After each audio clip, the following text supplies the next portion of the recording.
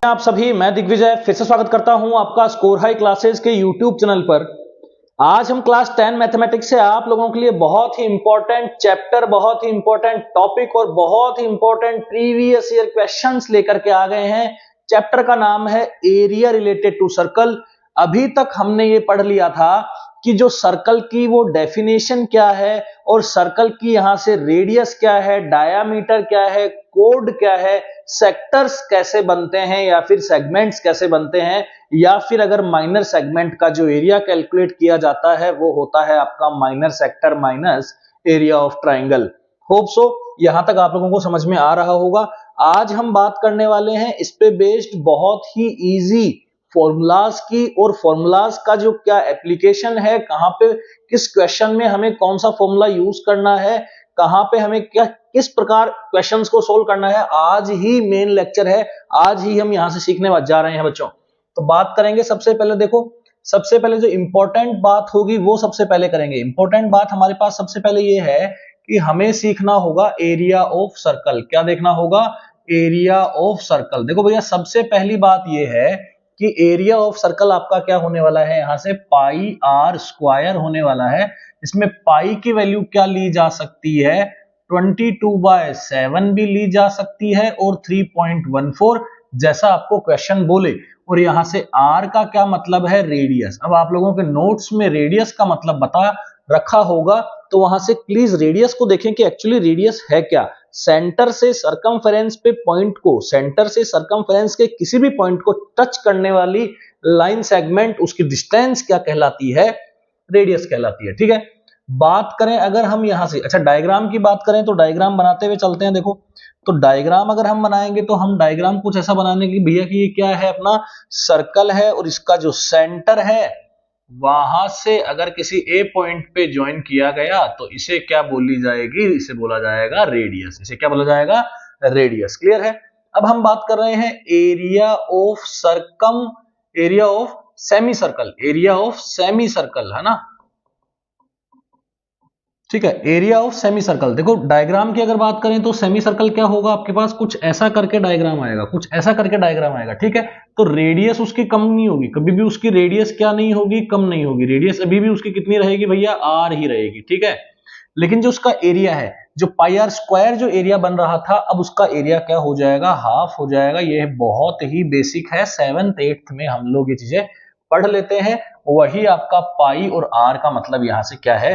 Radius है। ठीक है, बात चली सेमी सर्कल की, अब बात चलेगी क्वाड्रेंट की। बात किसकी चलेगी अब? क्वाड्रेंट की। Area of quadrant, area of quadrant. ठीक है, तो एरिया ऑफ क्वाड्रेंट के अंदर जो एरिया कैलकुलेट होगा वो हो जाएगा पाई आर स्क्वायर बाय 4। इसका अगर डायग्राम समझेंगे तो देखो, पहले तो पूरा सर्कल था, इसके बाद आपने इसको क्या किया? हाफ किया और क्या बना दिया? यहां से हाफ करने के बाद यहां से क्या बना दिया? सेमी सर्कल बना दिया।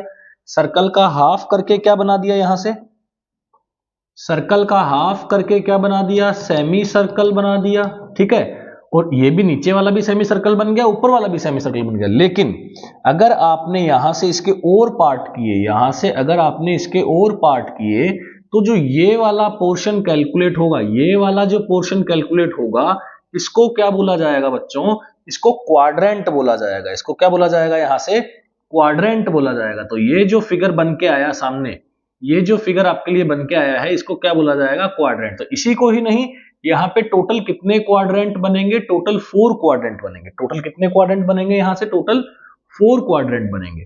तो एक क्वाड्रेंट का जो एरिया होगा वो आपको दिख रहा है, यहां से 4 क्वाड्रेंट बनेंगे, तो एरिया में किसका डिवाइड जाएगा? कंप्लीट एरिया में किसका डिवाइड जाएगा? 4 का। तो आंसर यहां से या जो फॉर्मूला जो फॉर्मेशन होगा वो क्या हो जाएगा? पाई आर स्क्वायर बाय 4। बड़ा ही आसान है, पहले पाई आर स्क्वायर हुआ करता था, फिर पाई आर स्क्वायर बाय 2 हुआ, अब पाई आर स्क्वायर बाय 4 हुआ। अब हम बात करेंगे area of sector. Area of sector, देखो सेक्टर के अंदर क्या होगा बच्चों? सेक्टर के अंदर क्या होगा? एक्चुअली तो ये भी सेक्टर ही है, ये भी सेक्टर ही है, ये कंप्लीट है तो ये भी इसका सेक्टर है, हाफ है, ये इसका 1/4 है। तो मान लेते हैं कि अगर कोई एंगल थीटा पे सेक्टर कटे, कोई सेक्टर कहां कटे? At angle theta. तो एट एंगल थीटा जब सेक्टर कटेगा, अच्छा यहां पे जो थीटा था वो क्या था? यहां पे जो टोटल थीटा था वो क्या था? 360 था। तो यहां पे तो पूरा का पूरा कटा, तो यहां पे कितना था आपका एंगल? 180। यहां पे एंगल आपका कितना था 90 डिग्री, तो यहां थीटा क्या था 90, यहां थीटा क्या था 180, यहां थीटा क्या था 360। क्लियर है, समझ में आ रही है बात आप लोगों को। तो ऐसे ही थीटा 90 हो गया, तो थीटा यहां से 90 हो गया, तो यहां पे तो थीटा हम 90 नहीं ले सकते, यहां पे तो कोई भी एंगल लेना होगा। यहां पे तो 90 हो गया, ठीक है, यहां पे 180 हो गया, यहाँ पे 360 हो गया, लेकिन यहाँ पे तो कोई भी एंगल ले सकते हैं, कोई भी एंगल ले सकते हैं। तो आप देखेंगे यहाँ से कि जो डायग्राम बनेगा वो कैसा बनेगा कि यहाँ पे कोई ना कोई एंगल आ जाएगा थीटा, और ये किसी सर्कल का ही हिस्सा है। ध्यान से देखो, ये सर्कल का ही हिस्सा है, समझ में आ रही है बात, ये आपके सर्कल का ही हिस्सा है। क्लियर, ये एक सर्कल का ही हिस्सा है, इसको बोलेंगे सेक्टर। क्या बोलेंगे इसको, सेक्टर। और सेक्टर का एंगल कितना है थीटा।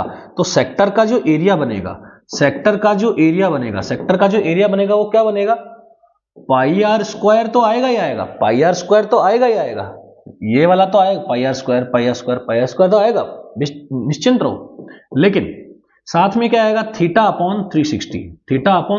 थीटा किस में रखना है, डिग्री में। थीटा किस में रखना है आपको, डिग्री में। डिग्री में मिलेगा आपको, डिग्री में रखना है। क्लियर है।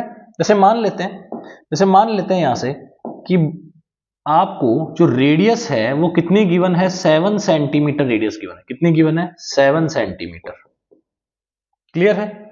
अगर रेडियस 7 सेंटीमीटर गिवन है और यहां से जो थीटा है वो 60 डिग्री है मान लेते हैं, तो थीटा है वो कितना है, 60 डिग्री। हो सकता है, देखो कौन कौन से एंगल आएंगे आपके पास, 15, 30, 45, 60, है ना, ये सब 90, 180 ये सब आते जाएंगे। तो मान लेते हैं ऐसे 60 है, तो जब पाई आर स्क्वायर की वैल्यू कैलकुलेट करते हैं ना, r इक्वल टू 7 रख के, तो कितनी आती है, 154 आती है। कितनी आती है, 154। क्लियर, कैलकुलेट कर लेना आप, कैलकुलेट करोगे तो आपको वैल्यू कितनी मिलेगी, 154 मिलेगी। अगर रेडियस को क्या रखा जाए 7, तो पाई आर स्क्वायर की वैल्यू क्योंकि फिक्स है ना, तो थीटा कितना हो जाएगा 60 हो जाएगा, और ये क्या आ जाएगा 360।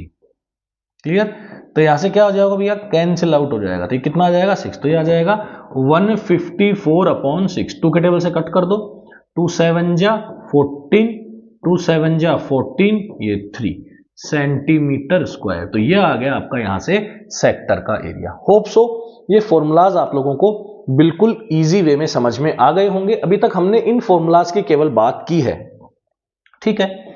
अब देखो बच्चों, बात करते हैं यहां से, अब हम बात करते हैं सरकमफेरेंस। अब एरिया से रिलेटेड बात नहीं करेंगे, अब किससे रिलेटेड बात करेंगे, सरकमफेरेंस से रिलेटेड बात करेंगे। तो सरकमफेरेंस जो कंप्लीट सर्कल की होगी, जो सरकमफेरेंस कंप्लीट सर्कल की होगी, वो कितनी होगी सरकमफेरेंस, वो होगी आपकी 2 पाई आर। क्या होगी, 2 पाई आर। लेकिन अगर सेमी सर्कल की बात करें, तो यहां से जो सरकमफेरेंस होगी वो क्या हो जाएगी, 2 पाई आर की हाफ हो जाएगी। क्या हो जाएगी, 2 पाई आर की क्या हो जाएगी यहां से हाफ। तो 2 पाई आर की हाफ होने का मतलब क्या हो जाएगा, कितनी आ जाएगी, पाई आर। कितनी आ जाएगी, पाई आर। ठीक है।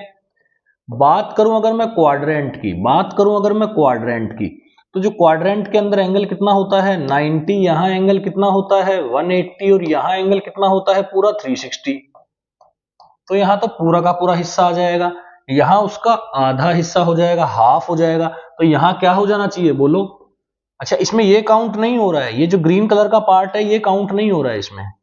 सरकमफेरेंस केवल ये ब्लैक वाली है, ये ग्रीन वाली अगर ऐड करेंगे तो उसको बोलेंगे पेरीमीटर। क्या बोलेंगे उसको, पेरीमीटर। अगर हम यहां से पेरीमीटर निकालना चाहते हैं तो उसका अलग फॉर्मूला है, पेरीमीटर का यहां से अलग फॉर्मूला है। पेरीमीटर का फॉर्मूला क्या बनेगा, देखो यहां से सरकमफेरेंस प्लस आर मतलब 2r, सरकमफेरेंस प्लस 2r मतलब सरकमफेरेंस प्लस d, ये बनेगा आपकी पेरीमीटर का फॉर्मूला। लेकिन सरकमफेरेंस का क्या बनेगा, इसका क्या करना है, अभी क्या किया था, इसका हाफ किया था, अब यहां से इसका क्या करेंगे 1/4 करेंगे। क्या करेंगे, हाफ की जगह क्या करेंगे 1/4 करेंगे। 1/4 का मतलब है भैया 4 का डिवाइड देना। तो 4 का डिवाइड दोगे 2 पाई आर में, 2 पाई आर में अगर 4 का डिवाइड दोगे तो यहां से क्या आ जाएगा पाई आर बाई 2। क्या आ जाएगा, पाई आर बाई 2। क्लियर। तो ये है इनकी सरकमफेरेंसेस। लेकिन जरूरी नहीं कि हमेशा 360 डिग्री मिले, या मतलब पूरा सर्कल मिले, जरूरी नहीं कि हाफ मिले, जरूरी नहीं कि 1/4 मिले, कोई भी एंगल मिल सकता है, कोई भी एंगल मिल सकता है। आप लोग समझ गए होंगे, आप लोग इसे नोट कर लीजिए, पॉज करके आराम से आप लोग नोट कर सकते हैं। मैं यहां से देखो आपको बता रहा हूं कि जब आपके पास कोई एंगल थीटा पे जो ये वाली जो सरकमफेरेंस बनेगी, ये वाली जो आर्क बनेगी, क्या बोलेंगे इसको, आर्क बोलेंगे। क्या बोलेंगे इसको, आर्क। आर्क क्या होता है, part of circumference, part of circumference of circle, circumference of circle.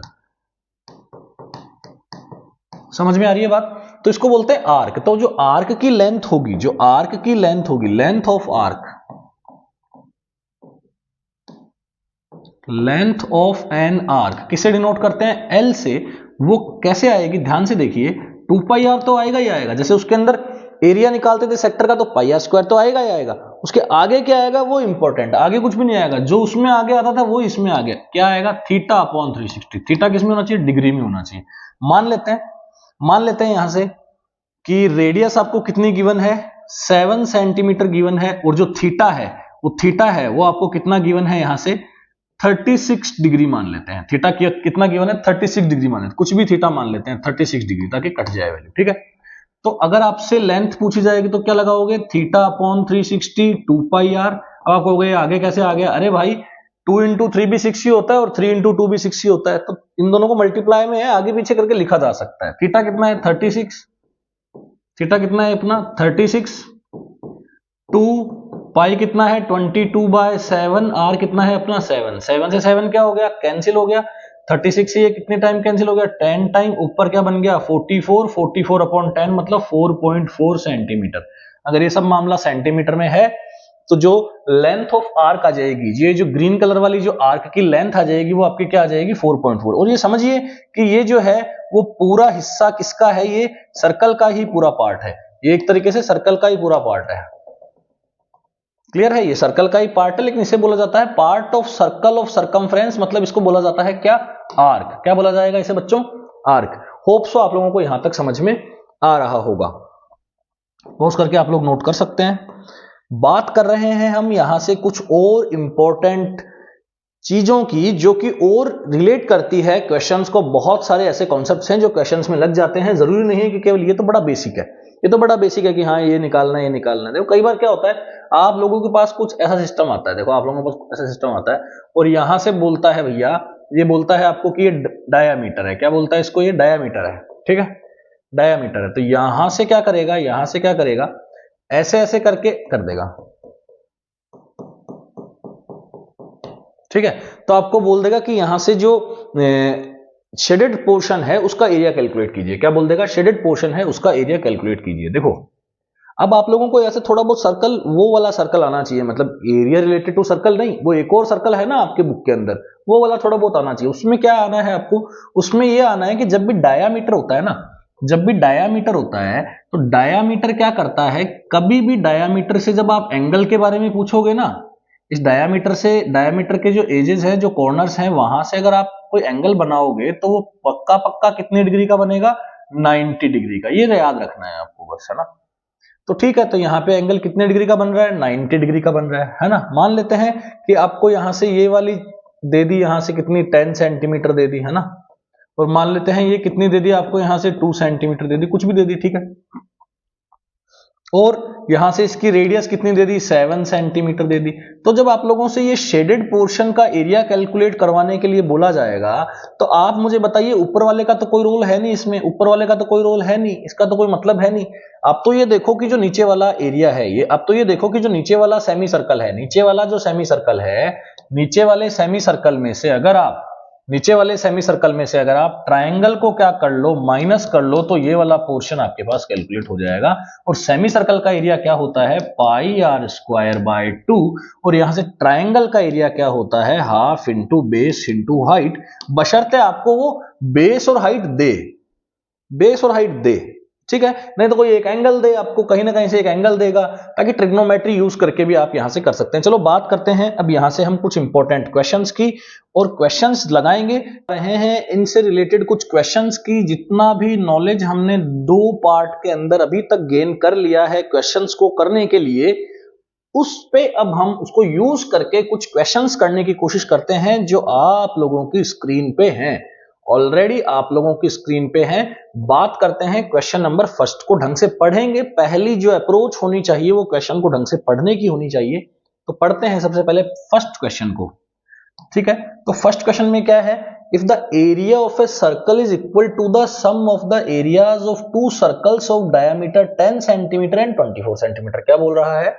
If the area of circle is equal to the sum of the areas of two circles. ये बोल रहा है कि एक सर्कल का जो एरिया है, ये बोल रहा है कि एक सर्कल का जो एरिया है वो दो सर्कल के एरिया के इक्वल है। If the area of circle is equal to the sum of the areas of two circles, इसमें एक की डायामीटर तो कितनी है, यहां से 10 है, एक की डायामीटर तो कितनी है 10 है, और यहां से एक की डायामीटर कितनी है भैया 24 है। एक की डायामीटर कितनी है 10 है, एक की डायामीटर 24 है। तो अपने को पता क्या करना है, calculate diameter of the larger side. तो diameter of larger side, diameter of larger circle, तो लार्जर सर्कल के डायमीटर कितनी कैलकुलेट कर लेते हैं, मान लेते हैं कितनी है, की है, डी है। ठीक है, समझ में आ रही बात? तो यहां से आप मुझे बताओ, ये बोल रहा है कि एरिया इक्वल है, मतलब इन दोनों का एरिया, इन दोनों के एरिया का सम इसके इक्वल है, तो यहां से इसका एरिया क्या लिखोगे आप लोग तो लिखना जानते हो कि भैया एरिया क्या होता है, पाई आर स्क्वायर। क्या होता है? Pi are square. लेकिन आप मुझे बताओ, क्या r is equals to d by two नहीं पढ़ा आप लोगों ने? बिल्कुल पढ़ा होगा। r इज इक्वल्स टू क्या पढ़ा आपने? D by to. तो क्या r की जगह पे आप, क्या r की जगह पे आप यहाँ पे, क्या r की जगह पे आप यहाँ पे डी बाई टू पुट कर सकते हैं? देखो r की जगह पे क्या पुट कर सकते हैं, डी बाई टू, और डी बाई टू का क्या कर दो, होल स्क्वायर। बड़ा आसान है ये। r पे स्क्वायर था, r की जगह डी बाई टू पुट कर दिया, और डी बाई टू का क्या कर दिया, होल स्क्वायर कर दिया।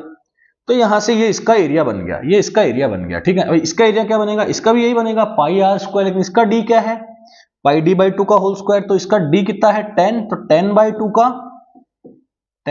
का होल स्क्वायर। क्लियर है?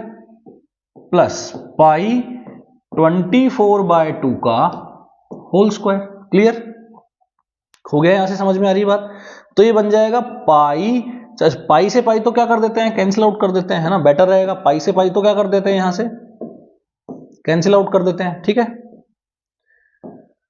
यहां से अगर इसको सॉल्व करेंगे तो कितना हो जाएगा, यहां से डी स्क्वायर बाई 4 इक्वल, ये क्या हो जाएगा 100 स्क्वायर बाई 4, 10 का स्क्वायर 100, 2 का स्क्वायर 4, 24 का स्क्वायर कर लो या फिर वैसे करके कट कर लो, है ना।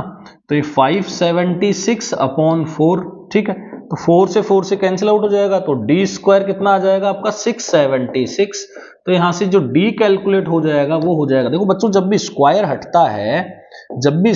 हटता है तो अगले नंबर के क्या लग जाता है, रूट लग जाता है। सामने वाले नंबर के क्या लग जाता है, रूट। और 676 का अगर रूट कैलकुलेट करेंगे तो आपको 26 मिलेगा, 26 सेंटीमीटर। होप सो आप लोगों को ये फर्स्ट क्वेश्चन यहां से समझ में आ गया होगा बहुत ही इजी वे में, क्योंकि क्वेश्चन ने कहा ही कुछ ऐसा था कि ट्रायंगल का जो सर्कल का जो एक एरिया है, is the area of circle is equal to the sum of areas of two circle. इस सर्कल का जो एरिया है वो इन दोनों सर्कल के एरिया के क्या है, इक्वल है। तो इस सर्कल का डायामीटर बताओ, इनके डायामीटर दे रखे हैं, तो डायामीटर के हिसाब से आप देखो डायरेक्ट फॉर्मूला होता है सर्कल का पाई डी स्क्वायर बाई 4। क्या होता है, पाई डी स्क्वायर बाई 4। ये भी डायरेक्ट फॉर्मूला है, और यही फॉर्मूला वो है पाई आर स्क्वायर। वो बात एक ही है, आर के जगह पे जैसे ही डी बाई टू पुट किया जाता है, तो पाई डी स्क्वायर बाई 4 आपका फॉर्मूला यहां से बन जाता है। होप सो समझ में आया होगा। फर्स्ट क्वेश्चन बिल्कुल समझ में आपको आ गया होगा। ठीक है, बात करते हैं सेकंड क्वेश्चन की। Code subtends an angle 90 degree at the centre. बोल रहा है कि एक कोड है जो 90 डिग्री का एंगल सबटेंड करती है, कोड है जो 90 डिग्री का एंगल सबटेंड करती है। ठीक है, अच्छी बात है। At the centre of circle, centre पे बनवा दिया हमने, सेंटर पे 90 डिग्री का एंगल बनवा दिया यहां से, तो इसको कोड को नाम दे देते हैं ए बी। तो लेट दी कोड क्या मान लिया आपने, कोड मान लिया आपने ए बी मान ली। क्लियर है, कोड ए बी हो गई। रेडियस कितनी गिवन है, रेडियस है आपके पास 20 सेंटीमीटर। रेडियस कितनी गिवन है, 20 centimetre. Compute the area of corresponding major segment of the circle. बहुत ध्यान से क्वेश्चन को पहले पढ़ना है कि एरिया किसका पूछा है, कोरेस्पॉन्डिंग मेजर सेगमेंट का पूछा है। सेगमेंट आई होप आप लोगों को क्लियर होगा, नहीं क्लियर है तो मैं एक बार वापस से आपको रिवाइज करवा रहा हूं। सेगमेंट क्या होता है, देखो सेगमेंट के अंदर क्या होता है बच्चों की, जब कोई कोड बनती है ना, कोड बनती है तो एक एरिया तो ये वाला जनरेट होता है, एक तो ये वाला एरिया जनरेट होता है, और एक एरिया ये वाला जनरेट होता है। क्लियर है, तो ये भी सेगमेंट ही है। और ये भी सेगमेंट ही है, लेकिन ये क्या है, बड़ा है इसलिए मेजर है, और ये छोटा है इसलिए क्या है, माइनर है। तो आपसे मेजर सेगमेंट का यहां से एरिया पूछा जा रहा है, मेजर सेगमेंट का एरिया पूछा जा रहा है। तो मेजर सेगमेंट का एरिया कैसे निकालेंगे, पूरे सर्कल में से अगर ये वाला एरिया क्या कर दें, माइनस कर दें, पूरे सर्कल में से अगर ये वाला एरिया माइनस कर दें तो हमको ऑटोमेटिकली क्या मिल जाएगा, मेजर सेगमेंट का एरिया मिल जाएगा। होप सो यहां से क्लियर हुआ होगा आपको, होप सो यहां से क्लियर हुआ होगा। तो बात करते हैं आगे, इस क्वेश्चन को कैसे आगे बढ़ाया जाए। तो पूरे सर्कल का एरिया निकाल देते हैं। तो यहां से लिख देते हैं हम एरिया ऑफ मेजर सेगमेंट। जो एरिया ऑफ किसका कैलकुलेट हो रहा है, मेजर सेगमेंट का एरिया कैलकुलेट हो रहा है। तो मेजर सेगमेंट का एरिया कैसे कैलकुलेट होगा भैया, area of circle minus area of minor segment, area of minor segment. जो माइनर सेगमेंट है उसका एरिया क्या कर देते हैं, माइनस कर देते हैं, बस।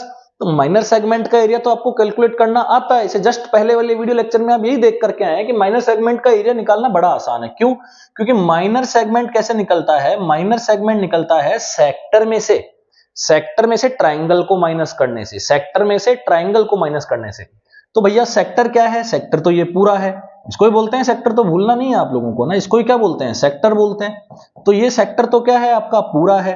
अब सेक्टर में से आपको क्या माइनस करना है, ट्रायंगल माइनस करना है। तो सेक्टर का एरिया क्या होगा, तो सेक्टर का एरिया क्या होगा, सेक्टर का एरिया होगा आपका theta upon 360 pi are square. यही तो था सेक्टर का area, theta upon 360 pi are square, है ना। समझ में आ रही है आप लोगों को बात, theta upon 360 pi are square. तो theta upon 360 pi are square ये क्या है, सेक्टर का एरिया। सेक्टर के एरिया में से क्या माइनस करेंगे, ट्राइंगल का।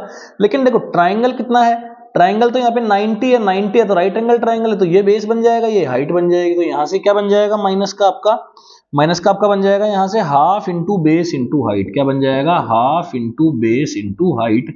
और यही होगा आपका सेगमेंट का कौन सा, माइनर सेगमेंट। कौन सा एरिया है ये, माइनर सेगमेंट का एरिया है, ठीक है। तो माइनर सेगमेंट का थीटा कितना है 90, तो पाई आर स्क्वायर बाय 4 कर दें, यहां से क्या कर दें, पाई आर स्क्वायर बाय 4।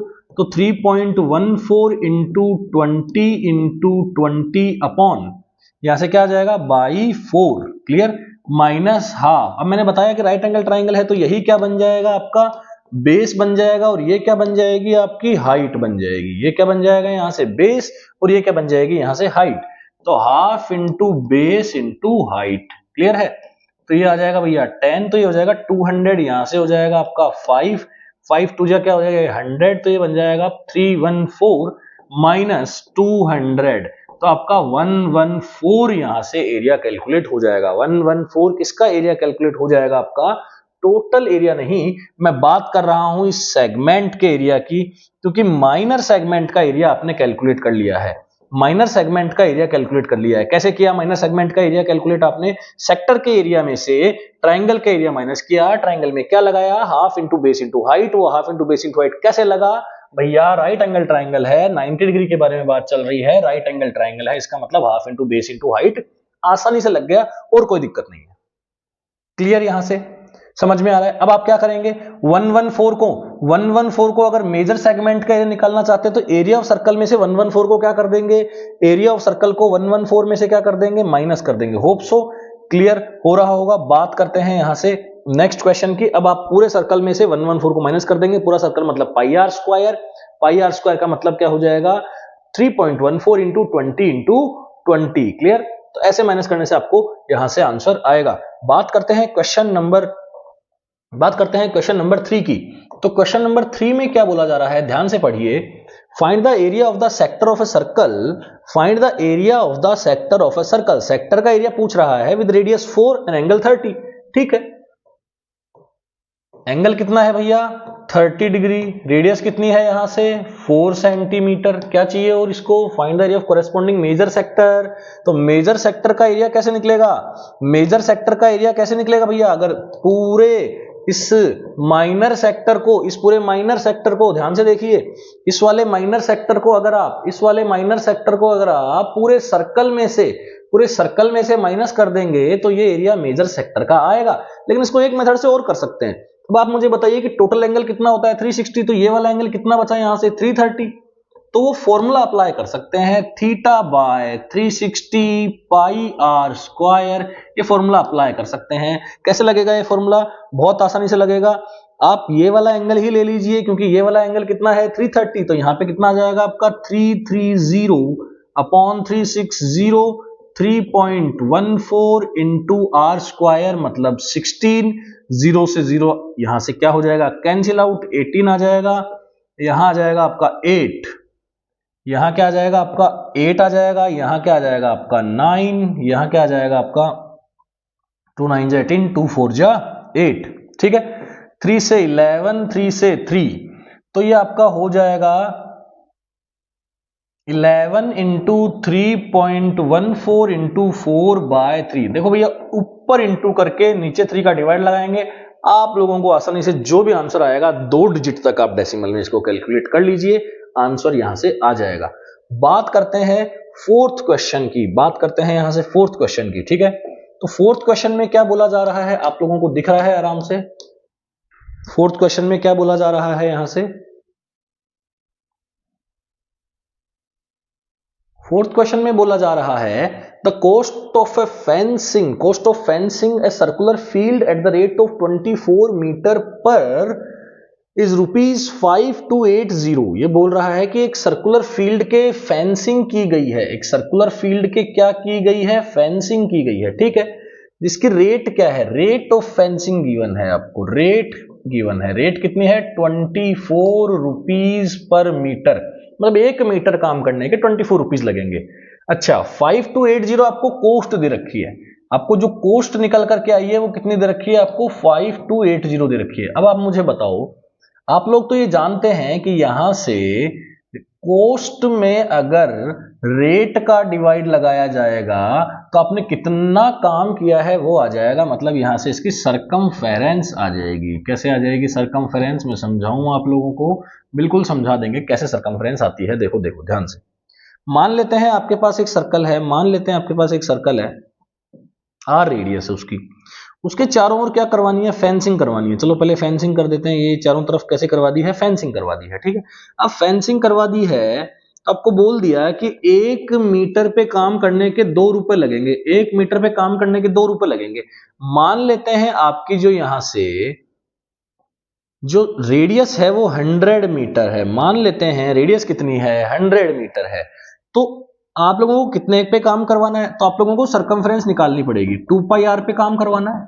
तो 2 पाई आर क्या होगी, 2 इंटू 3.14 इंटू 100, तो ये क्या बन जाएगी यहां से 314, क्या बन जाएगा यहां से 314 इंटू 2 तो 628, क्लियर है 628, मतलब 628 मीटर आपको काम करवाना है। अब आप मुझे बताओ कोस्ट कैसे निकालोगे, आप लोग कोस्ट कैसे निकालोगे, सरकमफेरेंस इंटू रेट ही तो निकालोगे। तो यहां से मुझे बताओ, जब कोस्ट में रेट का डिवाइड जाएगा तो सरकमफेरेंस नहीं आएगी क्या, ध्यान से देख के बताओ, बहुत बेसिक से बात करता हूं मैं। सरकमफेरेंस नहीं आएगी अगर कोस्ट के नीचे रेट का डिवाइड लगाओगे, तो देखो कोस्ट के नीचे रेट का डिवाइड लगाने से क्या आ रही है भैया, सरकमफेरेंस आ रही है। कोस्ट के नीचे रेट का डिवाइड लगाते ही क्या आ रही है, सरकमफेरेंस आ रही है। होप सो यहां से आप लोगों को क्लियर हुआ होगा, ठीक। कोस्ट कितनी है 5280 और आपकी जो सरकमफेरेंस कितनी है, वो रेट कितनी है आपकी 24 है, तो कोस्ट में रेट का डिवाइड लगाते हैं क्या आ जाएगी, सरकमफेरेंस आ जाएगी। इसको किसके इक्वल कर देंगे भैया, 2 पाई आर के इक्वल कर देंगे। किसके इक्वल कर देंगे यहां से 2 पाई आर के। और जैसे इसको 2 पाई आर से इक्वल करेंगे, आपको यहां से क्या निकल करके आने वाला है, बता सकते हैं आप लोग क्या निकल करके आएगा, यहां से रेडियस निकल करके आएगी। और अगर एक बार रेडियस आ गई, अगर एक बार रेडियस आ गई तो बोल रहा है कि फील्ड को प्लग करना है, मतलब फील्ड को जोतना है यहां से, तो किस रेट पे जुतेगा field, 0.5 rupees per metre square. तो आपको यहां से क्या करना पड़ेगा, सबसे पहले एरिया कैलकुलेट करना पड़ेगा। क्या लगाएंगे एरिया, पाई आर स्क्वायर, और पाई आर स्क्वायर आने के बाद जो आपको कोस्ट निकालनी है, वो कोस्ट कैसे निकलेगी, कोस्ट निकलेगी आपकी पाई आर स्क्वायर में आपको मल्टीप्लाई करना होगा, पाई आर स्क्वायर में आपको मल्टीप्लाई करना होगा जो आपकी रेट है। रेट क्या है, पाई आर स्क्वायर को मल्टीप्लाई किस चीज से करेंगे आप लोग, यहां से 0.5 से, और आपकी क्या निकल करके आ जाएगी भैया, कोस्ट निकल करके आ जाएगी, प्लगिंग ऑफ फील्ड। मतलब पहले आपको क्या कैलकुलेट करना था, रेडियस कैलकुलेट करना था, और बाद में आपको क्या कैलकुलेट करना था, यहां से एरिया और रेट से मल्टीप्लाई करना था। क्लियर है। नेक्स्ट 2 क्वेश्चंस आप लोगों को HW में दे रहा हूं, अगर आप लोगों को नहीं आएंगे तो कमेंट बॉक्स में सेक्शन में आप बताएंगे, मैं आप लोगों के लिए जरूर इस वीडियो को लेकर के आऊंगा, इन क्वेश्चंस को लेकर के आऊंगा। Thank you so much, keep watching.